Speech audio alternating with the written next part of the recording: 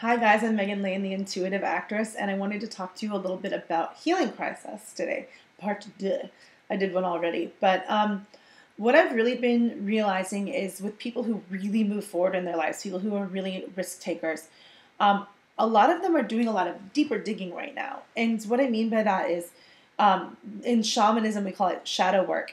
It's going into the pieces of yourself that scare you, going into the parts of yourself that you may be ashamed of or afraid to face. And if you want to get past the place where you get stuck and get stopped and not want to move forward, you're going to have to be willing to be really uncomfortable.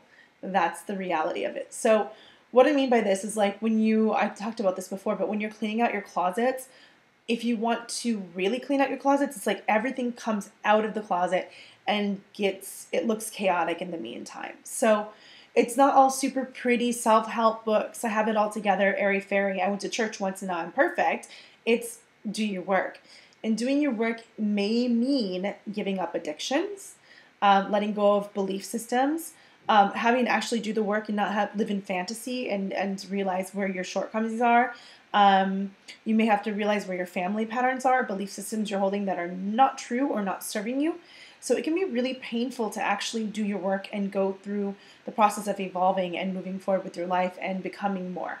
I just wanted to bring that up because a lot of people think, yes, your feelings are your emotional guidance system, or how you're feeling is telling you, giving you feedback on what you're doing in your life and if you're on the right track or not.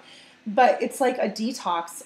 Sometimes when you're doing deeper healing work, it's layered, and it doesn't always feel good when you are extracting poison, meaning extracting people from your life that are negative. You may miss them or feel betrayed or lonely or be fearful of letting things go if you have a history with these people.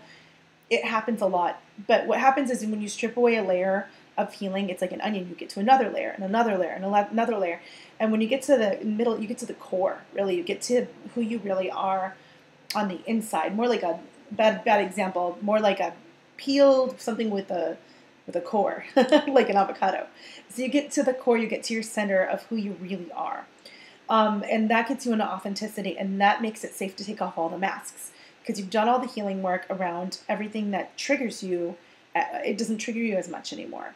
You get to a place where you get to just be yourself, and yourself is good enough. And that's what we're all working towards. So if you're going through shadow work, if you're going through major change and actually doing your work, like in therapy or dealing with things that are dark or more difficult, it's important to take responsibility for your own life, for your own healing, and not be expecting anyone else to do it for you or to be fixing you or rescuing you. It's to go deeper into it and knowing you'll come out on the other side. The scariest place in the woods is the halfway point because that's the darkest place, right? So like you leave from over here and where you come from is like got light. And say you're leaving from a castle. And go to the middle of the woods, it's the darkest place. It's like, should I turn back or should I keep going? Because it will get light in a minute if you keep going. It's like we're halfway there, we're living on a prayer. The halfway point is the hardest part to be at. So if you're feeling halfway through, like you've done some work, but you're not quite seeing the results you want, and you're feeling frustrated, it's time to hit it harder and push through. And you will get there if you are persistent. The temptation at this point is to go back into old patterns and addictions and numbing out and using crutches, and don't do that because it's really easy to do. So I was just thinking about that today. So I wanted to share that with you all, and I'd love to hear your questions, comments, and opinions on this. And feel free to like and subscribe. If you want a reading with me, I've put my links below to my business page, Tarot by Megan LaFay, and I'll put my MDB on here too, because why not? All right, guys, it's good talking to you, and take care. Till next week. Bye.